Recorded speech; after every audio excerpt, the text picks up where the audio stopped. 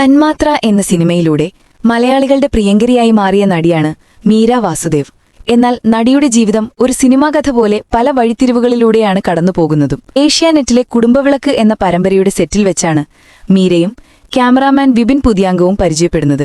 പിന്നീട് ആ സൗഹൃദം പ്രണയത്തിലേക്ക് വഴുമാറി. ഒടുവിൽ 2024 മെയ് മാസത്തിൽ കോയമ്പത്തൂരിലെ ക്ഷേത്രത്തിൽ അടുത്ത ബന്ധുക്കളുടെയും സുഹൃത്തുക്കളുടെയും സാന്നിധ്യത്തിൽ ഇരുവരും വിവാഹിതരായി.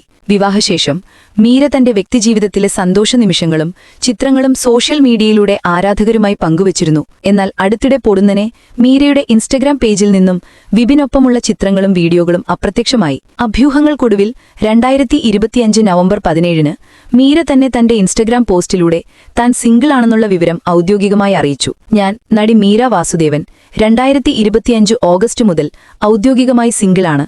ഇപ്പോൾ എന്റെ ജീവിതത്തിലെ ഏറ്റവും അത്ഭുതകരവും സമാധാനപരവുമായ ഘട്ടത്തിലാണ്. ഇതായിരുന്നു മീരയുടെ പോസ്റ്റ്. നേരത്തെ 2 വിവാഹബന്ധങ്ങൾ വേർപിരിഞ്ഞ മീരയുടെ മൂന്നാമത്തെ വിവാഹവും 1 വർഷത്തിനുള്ളിൽ അവസാനിച്ചതിന്റെ അമ്പരപ്പിലാണ് ആരാധകർ. ഈ വാർത്ത ഇഷ്ടമായാൽ ലൈക്ക് ചെയ്യൂ, ഷെയർ ചെയ്യൂ.